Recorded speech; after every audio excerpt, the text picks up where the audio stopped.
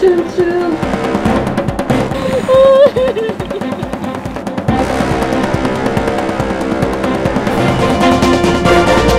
2021 жылы 14 февраль күнү кечке маал Рысбек достору менен биргеликте жолдош баласын Орловка айылына жеткирип барып, ал жактан туулган күн кечесинен келаткан. Мас абалындагы топ балдар Рысбекти жана анын жакын досторун уртукма калат.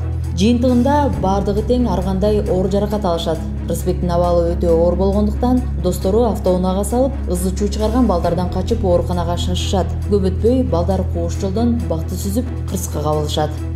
Мына ушул жакта жаткан Рысбектин үстүнөн 3 бала үстүнө секирип башка тебип ачыптыр. Баш жака жаткан боюнча эле. Анан кийин ура бардыгы уже жатып жыгылып калыптыр. Мен көзүмдө мен машинадан түшкөндөн кийин мени да сабашты, мушташтык.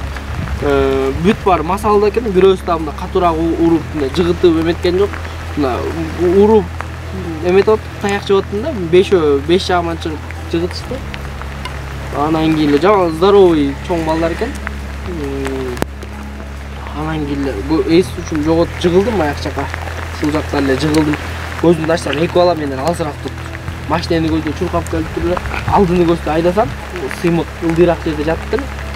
Аны эки бала үстүнө сабап аттыр. Эки бала сабап эле. Экөөнү баары эле качырдым. Качырсам сыймык машинеге отур дептир. Кайрылдым машинеге. Ушул жерден кайрылып келиптир эле. Респект салдым ушул жерде. Чыгып Рысбекке сыймык машинадан түшүп салды. Силер салганда Рысбек кандай эле? Өзү айтып берсең. Салганда ал ошо бетим аарыганын жалап эле машалга жатып калган болчу, көтөрүп жоготуп элечи. А уруш не жөндөн эле салып түштү? Неден чыкты? Биз отурсак эле ошо келип эле туруп эле салып кетти. Же алар кетишмешти кеткен жок. Чыккан эмессиңер э? Канчоңорду сабап атасың? 4-өбү, 5-өбү болчу. Кимиси чакырды ошо машинада отурганда? Орус улутунда бир эмеге келип чакырган да. Чакырды э? Чакырып чыкып атат. Бул залёмдо отурган, ал уктап отурган. Рысбек силер булар чыгып кеткен. Нече болду? Булар ишке чыгып кеткен. Биз ичинде экөөбүз отурганбыз. Экөөбүз отуруп эле чакырып чыксак эле тиги балдар туруп барса бул балдар сабап аттыр.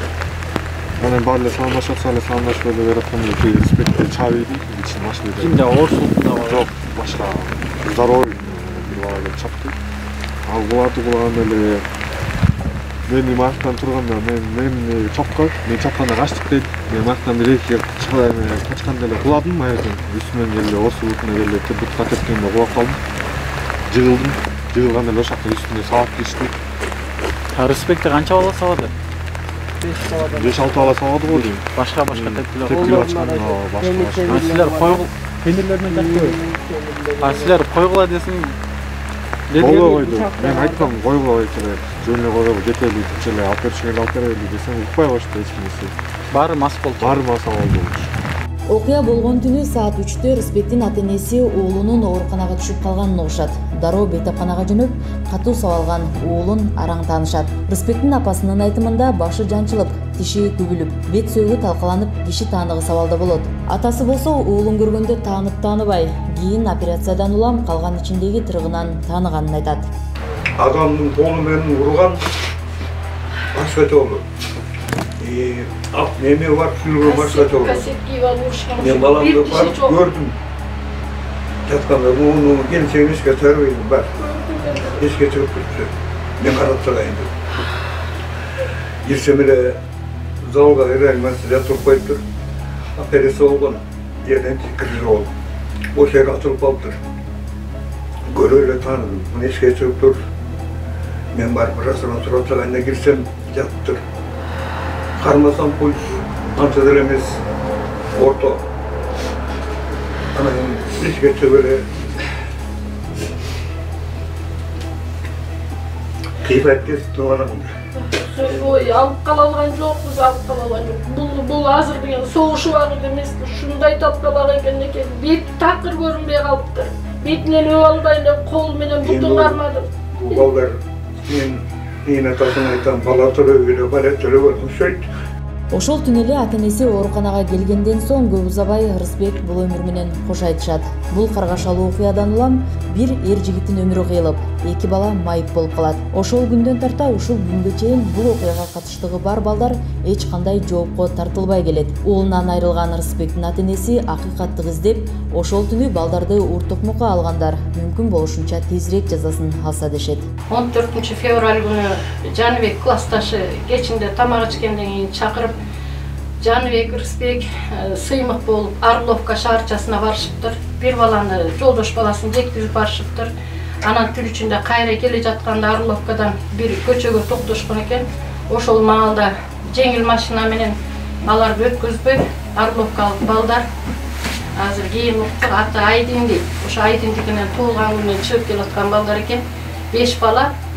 Ошол биздин балдардын машинасынын ичинде дагы 3-4 бала бар экен да. Орловкалык Малик деген бала бар экен. Ошо Малик деген бала жерге түшкөндө аны сабап беришиптир. Андан кийин сыймыкты бет талаштыра чагаптыр да. Андан кийин Рысбек аларга болушам деп түшкөндө Рысбекти тупой предмет менен башка чапкан экен. Башка чаап, аны жыгып, анан үстүнө минип, колдорунда жанагы темирлер менен бет талаштыра сабап. Окуяга тиешеси бар экинчи тараптын ушуга чейин жоопко тартылбай качып жүргөнүнүн себеби бар. Алар бул окуяга тиешеси жок экенин Рысбек жолдоштору менен бирге жол кырсыгына кабылып, анын жыйынтыгы менен жогорудагыдай абалга кептелгенин айтып, жоопкерчиликтен качышууда. Буга ички иштер органдары дагы көз жумуп жаткандай түрү бар. Бул балама бул машина алып берген өзүм абыжы айтчы, айдачым. Анан кийин кетип барасам, жазма отурган Сейит. Карасам жок болуп келет. Мен жазым. Калдым.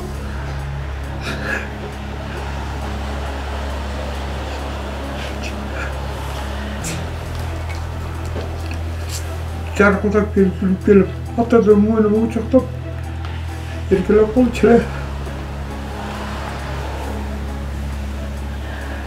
toprak indi buyurdu. Токмок шаардык экспертиза бул иш боюнча жарытарлык жыйынтык чыгарбай мүмкүн деп жооп узатышат. Экспертизанын жыйынтыгы канчалык маанилүү экенин унутуп койгонбу? Айтор канча бир жылдан бери эмгектенип келе жаткан, өз ишин мыкты билген Нурлан Каптагаев чыгарган. Ага байланышып өзүнүн оозунан так жооп алуу үчүн иш ордуна барганыбызда биз узаткан суроолорубузга ар кандай шылтоо айтып качып кутулду. Эмне себептен байке ошо мүмкүн деп чыгардыңыз? Анткени тиякта жазылып турат эмне экендиги. Заключениени окуңузбу? Чындык. Жок, ошо заключение сиз чыгардыңыз да, сизден сурап атпайсызбы? Сиз чыгарган нерсеңизди билбейсизби? Мен чыгарган нерсем жазылып турат. Ошону айтып берип койбойсузбу? Жазылып турат тиякта. Билбейсизби же ошо чыгарган Эчтеке нерсеңизди? мен бере албайм. Алып койгондон кийин бүттү да. Значит, экспертиза чыгарганыңызды билбейсиз байке, эмне деп чыгарганыңызды? Чыгарган билем, жазып